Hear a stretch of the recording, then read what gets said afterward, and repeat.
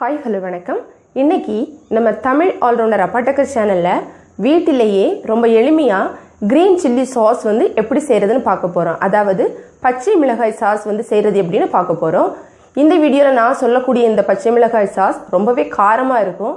அதற்கு காரணம் என்ன அப்படின்னா, நான் வந்து இதில் பயன்படுத்தி இருக்கக்கூடிய அந்த மிளகாய் தான். நான் வந்து குண்டு குண்டு மிளகாய் வந்து இதில் பயன்படுத்தியிருக்கேன்.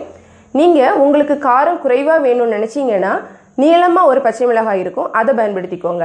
இல்லை உங்களுக்கு மீடியமான காரம் போதும்னு நினச்சிங்கன்னா இந்த 2 வகையான பச்சை மிளகாயிலையும் நீங்கள் வந்து பாதி பாதி எடுத்து பயன்படுத்திக்கலாம். அப்போ உங்களுக்கு வந்து அது சமமாகவே இருக்கும் அந்த டேஸ்ட் வந்து. சரி, இப்போ வந்து இந்த சாஸ் வந்து அதாவது இந்த க்ரீன் சில்லி சாஸ் வந்து எப்படி செய்கிறது அப்படின்னு நம்ம இந்த வீடியோவில் பார்க்கலாம். இப்போது இந்த க்ரீன் சில்லி சாஸ் வந்து நம்ம எப்படி செய்கிறதுன்னு பார்ப்போம். அதாவது க்ரீன் சில்லி சாஸ் வந்து நான் இன்றைக்கி செய்ய போகிறது பார்த்திங்கன்னா ரொம்ப ஒரு பேஸ் மாடல் செய்ய போகிறேன். ஸோ அதுக்காக ஒரு பவுல் நிறைய இந்த பச்சை மிளகாய் வந்து எடுத்திருக்கேன். எங்கிட்ட வந்து ஒரே வெரைட்டி தான் இருந்து பச்சை மிளகாய். ஸோ நான் வந்து அது மட்டும் தான் எடுத்திருக்கேன்.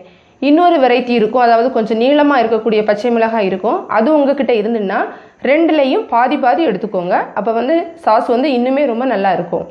சரி, இப்போது ஒரு பவுல் நிறைய நான் வந்து பச்சை மிளகாய் எடுத்திருக்கேன். அதுக்கப்புறமா வந்து இதில் சேர்க்கக்கூடிய மெயின் இன்க்ரீடியன்ட் பார்த்திங்கன்னா வினிகர். நான் வந்து வாங்கியிருக்கிற வினிகர் பார்த்திங்கன்னா இது வந்து ஒயிட் குக்கிங் வினிகர் வந்து வாங்கியிருக்கேன். இந்த வினிகர் தான் நம்ம வந்து சேர்க்க போகிறோம். அதுக்கப்புறமா பார்த்திங்கன்னா சுகர், அதாவது சீனி சொல்லுவோம்ல, அது வந்து நான் சேர்த்துருக்கேன். அடுத்த இன்க்ரீடியன்ட் பார்த்திங்கன்னா சால்ட்டு. இது வந்து நம்ம டேஸ்ட்டுக்கு ஏற்றது மாதிரி போட்டுக்கலாம். நான் வந்து ஒரு 1/4 டேபிள் ஸ்பூன் தான் எடுத்திருக்கேன். ஸோ இவ்வளோ தான் நம்ம வந்து போடக்கூடிய இந்த இன்க்ரீடியன்ட்ஸு. ரொம்ப சிம்பிள். நீங்கள் வந்து இதில் அட்வான்ஸாக இன்னும் செய்யணுன்னா இல்லை நிறைய பொருட்கள் இன்னும் சேர்த்து கூட நீங்கள் செய்யலாம். அதாவது மல்லித்தழை, அப்புறம் வந்து இஞ்சி, பூண்டு, இந்த மாதிரியெல்லாம் ஜீரகம் அதெல்லாம் சேர்த்து கூட நீங்கள் வந்து சில்லி சாஸ் வந்து செய்யலாம். நம்ம செய்யக்கூடியது ரொம்ப ஒரு பேஸ் மாடல் தான் செய்ய போகிறோம். அதுக்கு இந்த பொருட்கள் நமக்கு போதுமானது. இந்த பச்சை மிளகாயை நம்ம 2 துண்டுகளாக கட் பண்ணி எடுத்துக்கலாம்.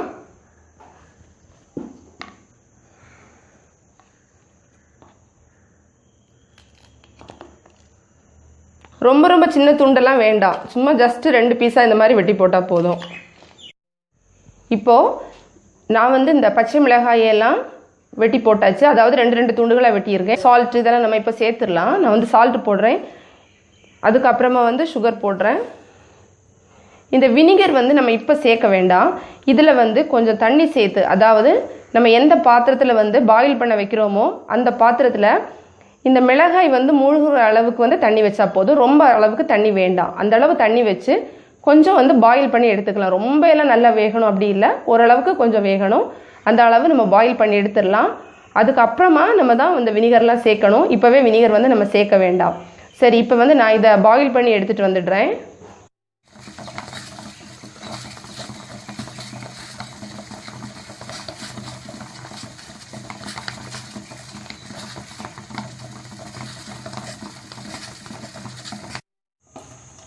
இந்த தண்ணியெல்லாம் நல்லா கம்ப்ளீட்டாக போகிற அளவு நம்ம கொஞ்சம் பாயில் பண்ணிடுவோம்.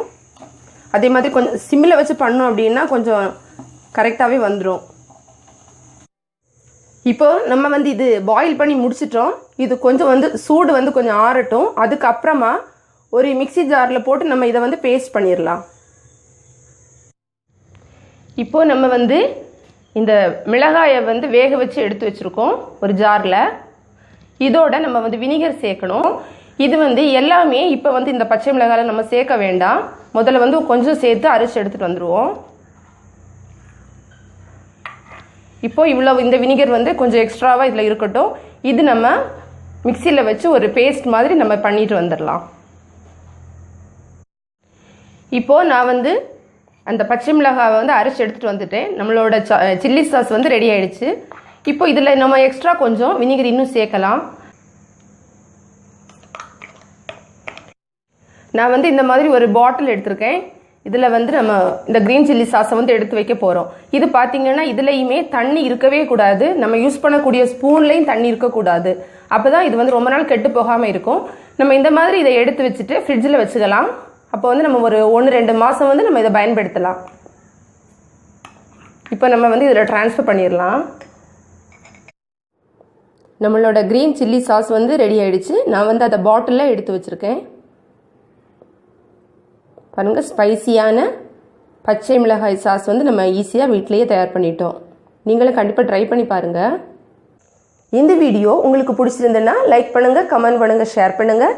மேலும் பல வகையான தகவல்களுக்கு நம்ம தமிழ் ஆல்ரவுண்டர் அப்பட்டக்கர் சேனலை மறக்காமல் சப்ஸ்கிரைப் பண்ணுங்கள். தேங்க்ஸ் ஃபார் வாட்சிங். நன்றி, வணக்கம்.